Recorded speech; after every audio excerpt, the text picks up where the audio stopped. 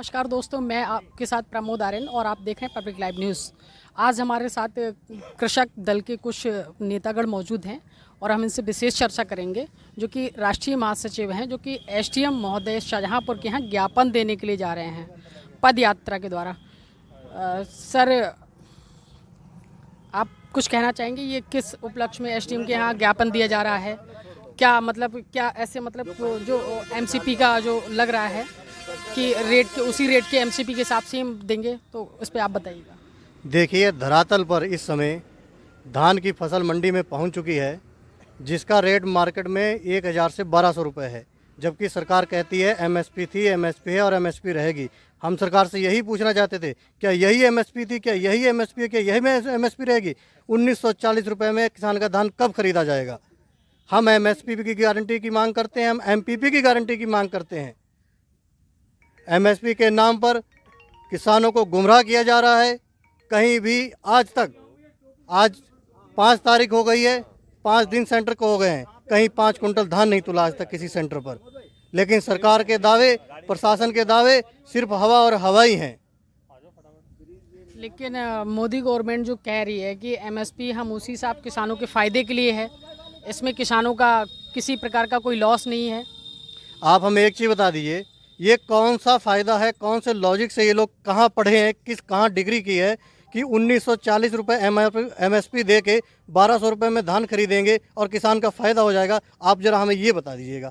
नहीं, मैं नहीं, मोदी गवर्नमेंट तो कह रही है। मेरा सवाल मोदी गवर्नमेंट से ही, आपके चैनल के माध्यम से, कि 1200 का धान खरीद के 1940 का रेट बोल के एक बैनर टांग दिया जाता है मंडी के बाहर, 1940 रुपये एमएसपी, लेकिन धान खरीद मार्केट में बिक रहा है 1000 से 1200 रुपये।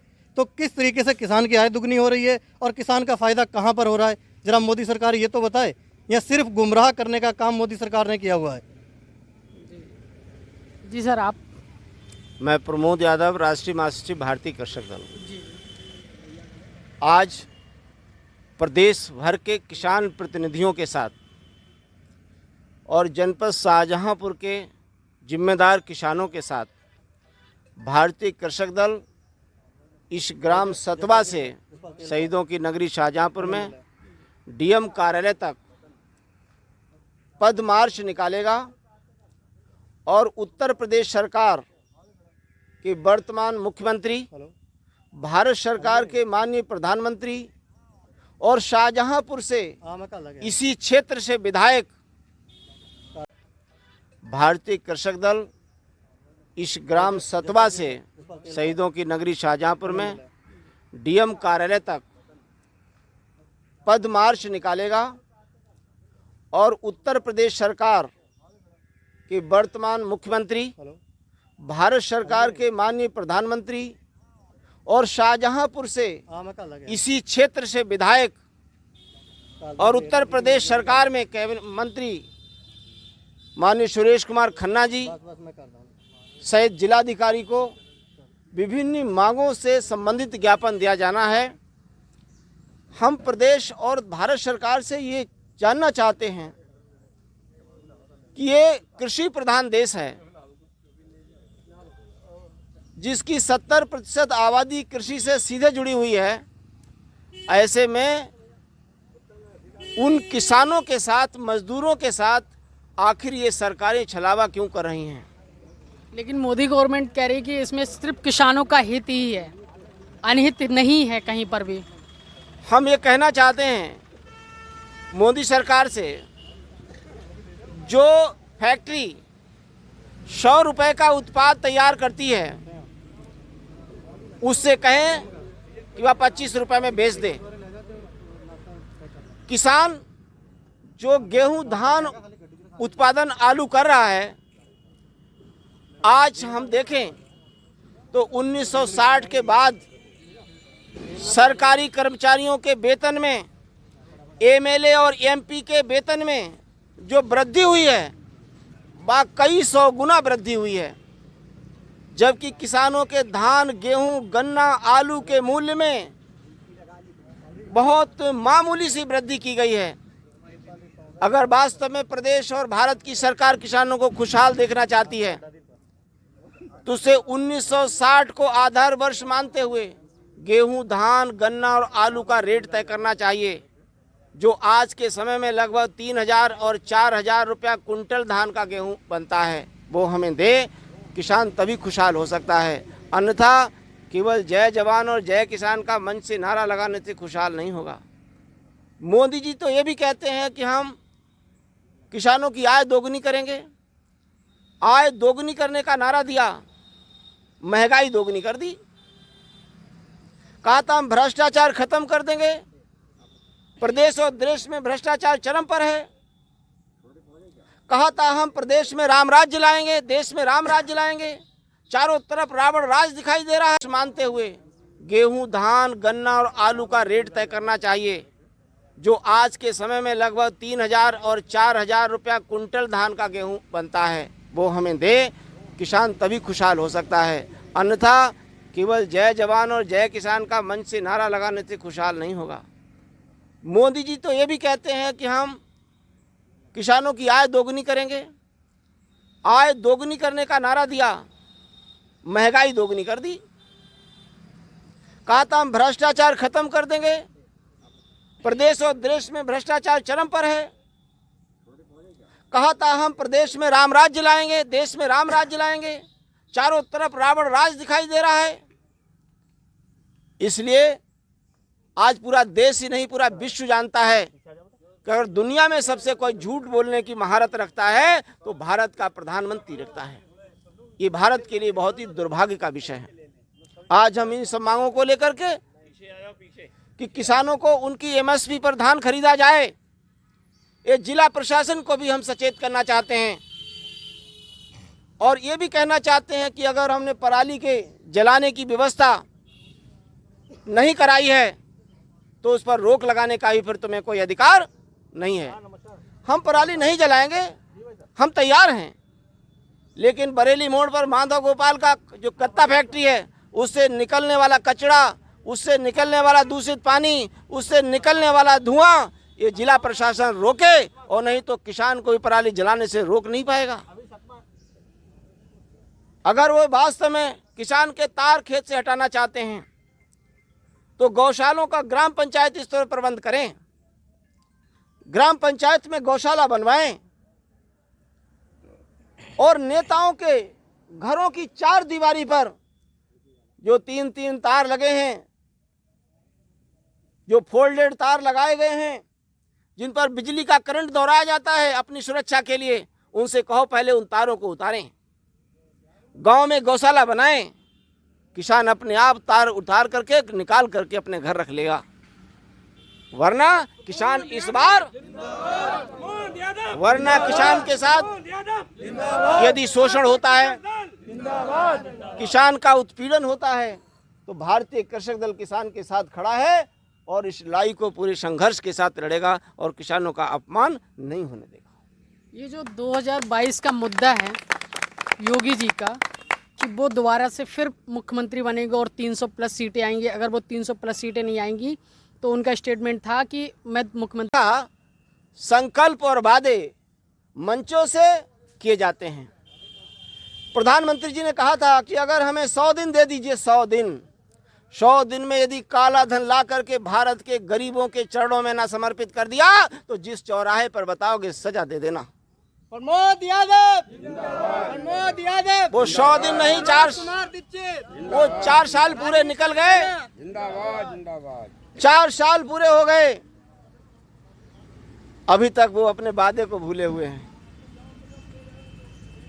कई भाजपा के नेताओं ने कहा कि हम 3 महीने अगर मां गंगा को पवित्र नहीं कर पाए तो गंगा में समाधि लगा लेंगे। गंगा आज पहले से ज्यादा दूषित हो गई हैं, लेकिन वे आज भी जिंदा हैं। तो ये भाजपा के लोग झूठ बोलने में महारत हासिल किए हुए हैं।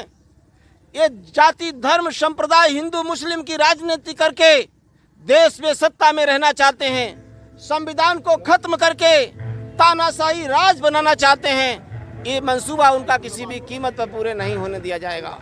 और रही 300 प्लस सीटों की बात, तो 2022 के चुनाव के बाद देख लेना, अगर किसानों की समस्याओं का निराकरण नहीं हुआ, नौजवानों की समस्याओं का निराकरण नहीं हुआ, और जो उत्पीड़न उनके नेताओं का, मंत्रियों का, उनके आवारा साहबजादों का जो चल रहा है, अगर ये चलता रहा तो 300 सीटें लाएंगे या 30 के अंदर खिसक जाएंगे, ये वक्त बताएगा। ये अभी जो लखीमपुर में घटना हुई थी, जो किसानों की हत्या की गई है, बीजेपी के एक मिनिस्टर हैं जो कि गृह राज्य मंत्री भी हैं, तो उनके मिश्रा जी के बेटे के द्वारा जो मतलब अत्याचार किया गया किसानों के ऊपर, उसके ऊपर क्या आप मतलब कहना चाहेंगे?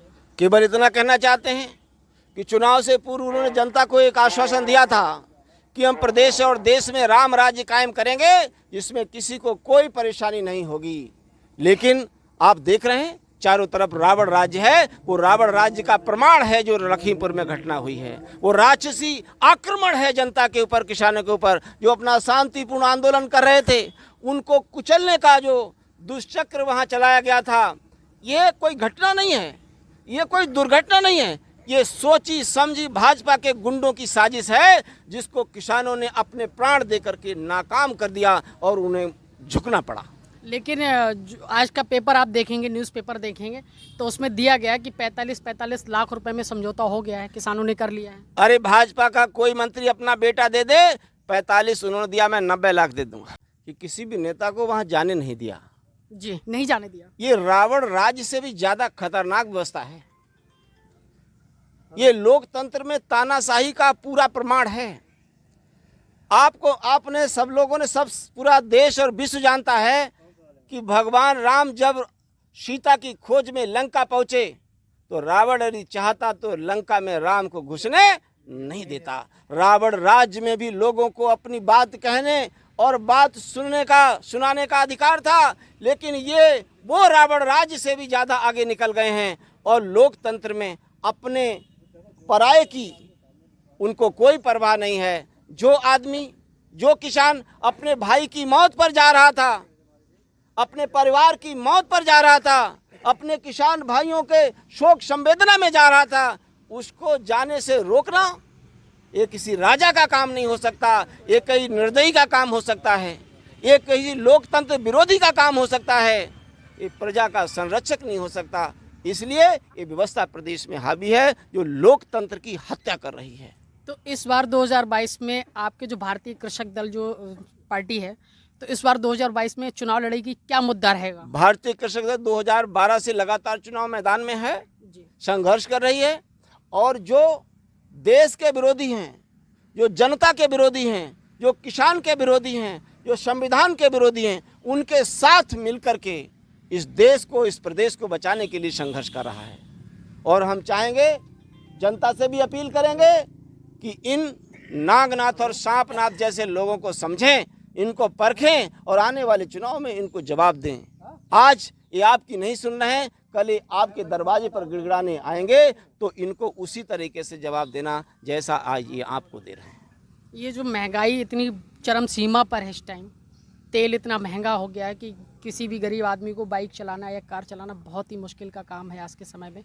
और जो महिलाएं, गांव की महिलाएं चलो चूल्हे पे खाना बना लेती हैं, लेकिन शहर की महिलाएं जो हैं सिलेंडर भरवाना उनके लिए मुश्किल है। 1+ के सिलेंडर हो गया है, तो उस महंगाई के लिए आप क्या कहना चाहेंगे? ये केवल ये चाहते हैं कि जो जनता और किसान की चीज़ें हैं उनको सस्ता करें और जनता को ये दिखाएं कि अगर इनको हम महंगा कर देंगे तो देश भूखा मर जाएगा। पूंजीपतियों की चीज़ें, जो फैक्ट्री के उत्पाद हैं, उनको महंगा कर रहे हैं और जनता के जो उत्पाद हैं उनको फैक्ट्री वालों को और पूरे देश के पूंजीपतियों के, चंद पूंजीपतियों के ताले के अंदर ले जाना चाहते हैं। और इनकी मंशा है कि पूरे देश की ऐसा आज ये आपको दे रहे हैं। ये जो महंगाई इतनी चरम सीमा पर है, इस टाइम तेल इतना महंगा हो गया है कि किसी भी गरीब आदमी को बाइक चलाना या कार चलाना बहुत ही मुश्किल का काम है आज के समय में। और जो महिलाएं, गांव की महिलाएं चलो चूल्हे पे खाना बना लेती हैं, लेकिन शहर की महिलाएं जो हैं सिलेंडर भरवाना उनके लिए मुश्किल है। 1+ के सिलेंडर हो गया है, तो उस महंगाई के लिए आप क्या कहना चाहेंगे? ये केवल ये चाहते हैं कि जो जनता और किसान की चीज़ें हैं उनको सस्ता करें और जनता को ये दिखाएं कि अगर इनको हम महंगा कर देंगे तो देश भूखा मर जाएगा। पूंजीपतियों की चीज़ें, जो फैक्ट्री के उत्पाद हैं, उनको महंगा कर रहे हैं और जनता के जो उत्पाद हैं उनको फैक्ट्री वालों को और पूरे देश के पूंजीपतियों के चंद पूंजीपतियों के ताले के अंदर ले जाना चाहते हैं। और इनकी मंशा है कि पूरे देश की आम जनता हमारी तरफ रोटी के लिए देखे, हमारी तरफ कपड़े के लिए देखे, हमारी तरफ घर के छोटे कमरे के लिए देखे, बस और कुछ ना सोच पाए। केवल रोटी, कपड़ा और मकान के लिए कटोरा लिए सरकार के सामने खड़ी रहे, ये इनका मकसद है। इसलिए महंगाई बढ़ा रहे हैं, रोजगार ख़त्म कर रहे हैं, आमदनी घटा रहे हैं और देश की व्यवस्था सबके सामने है। अगर आपकी सरकार आती है तो आप कैसे महंगाई को कम करेंगे? भाई, महंगाई कम करना एक अलग विषय है। आज आप देख रहे हैं किसान के गांव का किसान है, उसके गांव में भैंस का और गाय का दूध 30 रुपये लीटर बिक रहा है। और वही पूंजीपति एक बोतल में पानी भर करके 50 रुपया में बेच रहा है शाहजहांपुर जनपद में। आप चले जाइए, the grand arc hotel Bareilly मोड़ पे है, आप वहाँ चाय पीना और एक बोतल पानी लेना तो आपको 50 रुपये में मिलेगा। जब गरीब का दूध 30 रुपये में बिक रहा है और पूंजीपति का पानी एक बोतल 50 रुपये लीटर बिक रहा है, इस व्यवस्था को 24 घंटे के अंदर भारतीय कृषक दल खत्म कर देगा। धान की कीमत हम 3000 और 4000 रुपया कुंटल देंगे। गन्ना 800 से कम नहीं होगा। मजदूर की दैनिक मजदूरी 800 रुपये से कम नहीं होगी। सर अभी आपने कहा अगर 3 से 4 हज़ार आप देंगे तो जो और लोग हैं जो मुश्किल से 10 या 5 हज़ार रुपये महीना कमा पाते, जो किसान भी नहीं हैं, जो डेली गड्ढा खोदना, डेली पानी पीना, तो वो आटा और चावल कैसे खरीद पाएंगे? आपने 3 से 4 हज़ार का आपने मिलेगा। हमारी बात को पूरा सुना नहीं। हम मजदूर को अगर 1000 रुपया, 800 रुपया और 1000 रुपया मजदूरी प्रतिदिन देंगे तो पानी भर करके 50 रुपया में बेच रहा है शाहजहांपुर जनपद में। आप चले जाइए, the grand arc hotel Bareilly मोड़ पे है, आप वहाँ चाय पीना और एक बोतल पानी लेना तो आपको 50 रुपये में मिलेगा।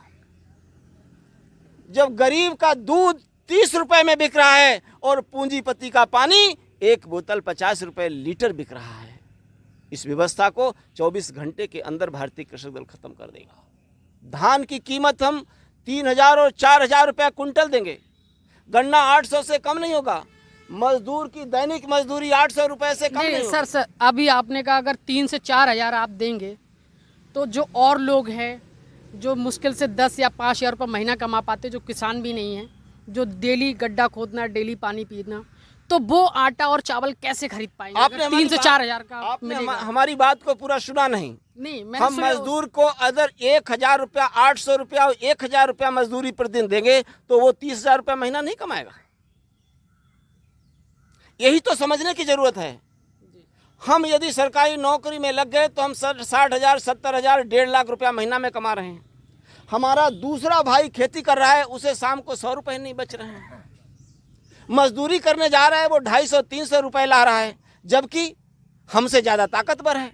हमसे 5 किलो वजन नहीं लेकर के चल मिल रहा है, वो 50 किलो उठा करके कंधे पे चलता है, लेकिन रुपया उसे 30 मिलते हैं, मुझे 3000 पर डे। यही देश का दुर्भाग्य है। हम इस विषमता को खत्म करके इस देश को खुशहाल बनाने का काम करेंगे। आज एक महिला घर से निकल करके आप देखें हमारे देश में श्रम का, मेहनत का कितना अपमान हो रहा है। एक महिला घर से निकल करके रोड पर आकर के एक किसी भी बढ़िया शोरूम पर बैठ जाए, उसे 15,000 रुपया मिल जाएगा। और दूसरी महिला देश के लिए काम करने वाले किसानों, अपने मजदूरों के लिए घर में खाना बनाएगी, घर में बर्तन धोएगी, घर की साफ सफाई करेगी, देश के लिए गायों और जानवरों को खिला करके दूध तैयार करेगी, अपने पति के लिए, अपने परिवार के कपड़े साफ करेगी, और उसके बाद ये देश उसको 1 रुपया शाम को नहीं देता। भारतीय कृषक दल ऐसी माताओं बहनों को जो घरों में काम करती हैं 10,000 रुपया महीना उनको सम्मान पेंशन देगा। अभी जो आपकी अगर मांगे जो हैं, जिसके लिए आप जिलाधिकारी शाहजहांपुर के पास जा रहे हैं, उनका घेराव करेंगे, अगर उन्होंने मांगे आपकी नहीं मानी तो इसके पश्चात आप क्या करेंगे? वो तो प्रदेश और देश की सरकार नहीं मान रही है।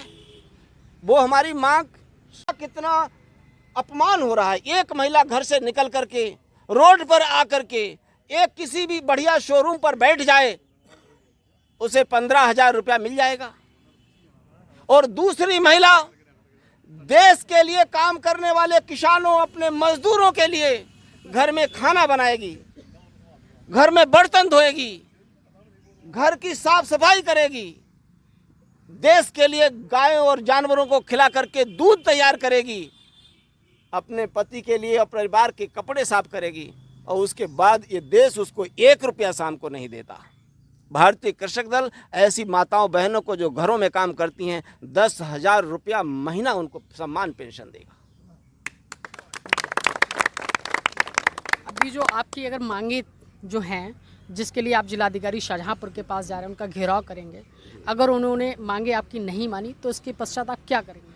वो तो प्रदेश और देश की सरकार नहीं मान रही है, वो हमारी मांग, हम अपनी बात उनसे कहना चाहते हैं। जो हमें अधिकार है, मानना और ना मानना उनके ऊपर डिपेंड करता है। अगर नहीं मानेंगे तो हम किसानों के साथ संघर्ष कर रहे हैं।